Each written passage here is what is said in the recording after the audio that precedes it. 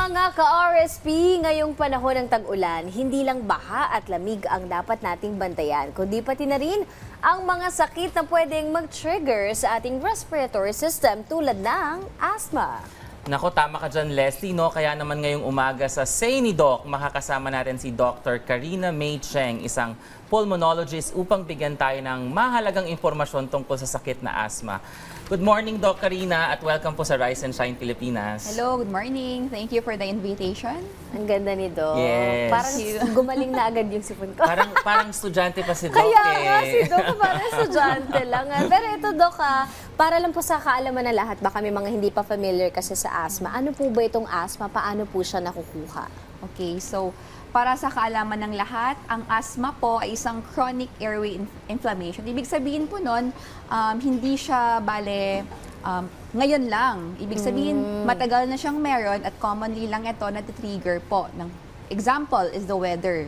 Kaya na-notice niyo po ngayon, sobrang daming nagkakaroon ng hika. It usually starts with an infection, triggered by the change of the weather, and then that's the time we have what we called asthma. Ngayon, Doc, no, tamang-tama nabanggit mo kasi panahon ngayon ng tag-ulan at marami po sa atin ng nagkakasakit ng ubo at Yes. sipon. Minsan nga po sa sobrang tindi nito, hindi na natin halos makahingi o makahinga o makahingi ng tulong. Oh, yeah, okay. Makahinga Kasi hindi makahingi. Kasi hindi makahinga. Paano po ba natin malalaman, Doc, o paano po ba natin masasabi na yung nararanasan nating karaniwang ubo o sipon ay asthma na po pala? At ano po ba yung tamang pag-diagnose ng asthma? Okay, sige. So, ang asthma po ay iba po doon sa sipon or ubo. The sipon is the common trigger po ng asthma, okay? So, it's a different entity po, kumbaga. So, kunwari, ang pasyente o tayo nagkakaroon ng asthma, that is the most common trigger for asthma. Common the viral po, okay? Isa sa manifestation po ng pagkakaroon ng asthma ay yung pagkakaroon ng ubo, okay? Hirap sa paghinga, at yung common complaint ng mga tao, yung pagkakaroon ng huni.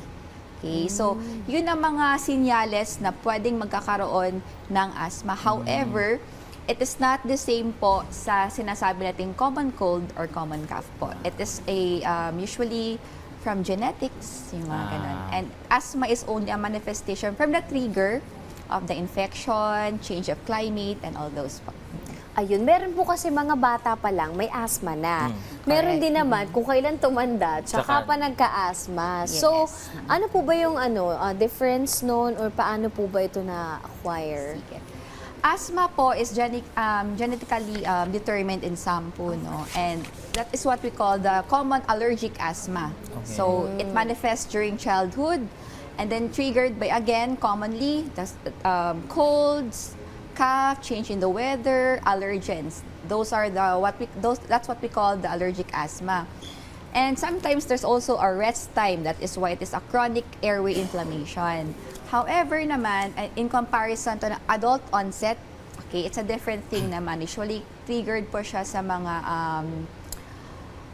among adult onset asthma po. So this type of asthma naman po yung mga we diagnose later part. So usually coexistent din po siya yung mga smoking, yung mga Okay. So it's a different thing. It is non-allergic asthma po. Okay. When we say it's adult onset. Right. Okay. Naku, Doc, nabanggit mo no na may mga triggers. So, mabalik tayo sa usapan ng panahon. Talaga po bang may epekto yung panahon natin sa ating mga nararamdaman patungkol sa asthma or natitrigger ba ito through the weather, no? Yung sa panahon natin ngayon.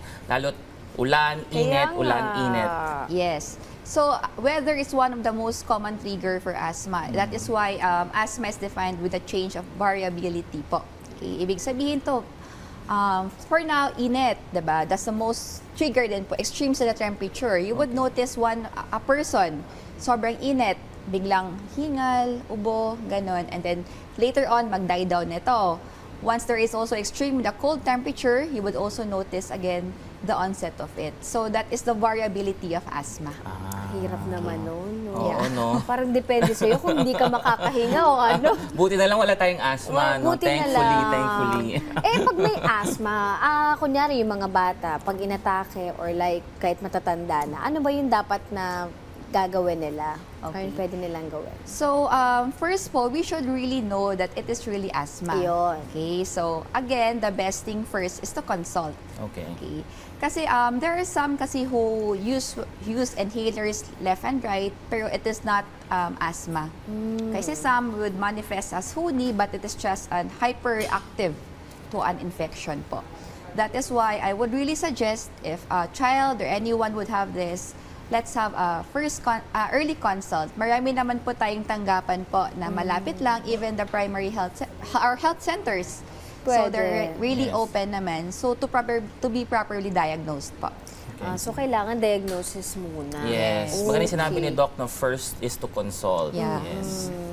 So, yun na yung gagawin nila. Magko-consult na sila. Kasi, pero paano ba malalaman, Doc? Kahit ba kunyari simple lang yung ubo o yung sipon, tapos hindi nila ma-determine kung asthma, kailangan magpa-check up na agad. Yes. Better. Okay. Better. Kasi some would reach for example po, it is common to have atopy no, yung mga from inborn. So may mga rhinitis, ganon. So they would thought na it is a common cold. So they would really take antibiotic right away. So that would build resistance kasi to further taking some antimicrobial. That is why we really recommend early consult. Oh. Right. O, yun. Attorney Joe, ito naman regarding naman sa gamutan. Ikaw ba may mga kapamilya ka ba na may asthma? Naku, thankfully, walang may asthma sa amin, no? So, wala talaga sa atin. Wala. Pero ang dami kong nakikita, Doc, na may mga inhaler. So, Ayun, sometimes oo I nga. wonder, marami po bang may asthma o iba bigla na lang nag-i-inhaler? At ano po ba yung tamang paggamot ng asthma, no? Or tama ba yung self-medication, Doc?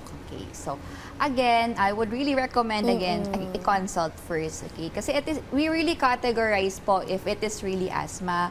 Kasi giving, for example, if it is really asthma, kailangan maagapan agad ito. Kasi it can cause further exacerbation or yung mga dead tail sign of asthma that can lead to death. Oo nga. Okay, so that is why Natatakot siya. for the first sign of it, it's better to have a consultation. Right. Huwag mo nang bili ng inhaler, no? Yes. Oo, kasi Correct. parang Akala nila, ginagawang ano fad lang. yung inhaler. Oo, Akala nila nako, cool kapag may inhaler. Mali po yun, no? Huwag po natin gawin yun. Okay. Doc, siguro mensahe na lang po, no, para doon sa mga viewers po Yes. natin na may asthma, ano ba yung mga dapat nilang gawin? Okay, sige. So, sa mga nanonood ngayong umaga, una sa lahat, hindi po lahat ay asthma. Ayun. Okay? So, first, I would really recommend to seek consult. There are left and right health facilities all over the town or even in the cities po. And then also, the lung center is really open for such. Okay, for asthma naman, if you really have asthma, it's better to have a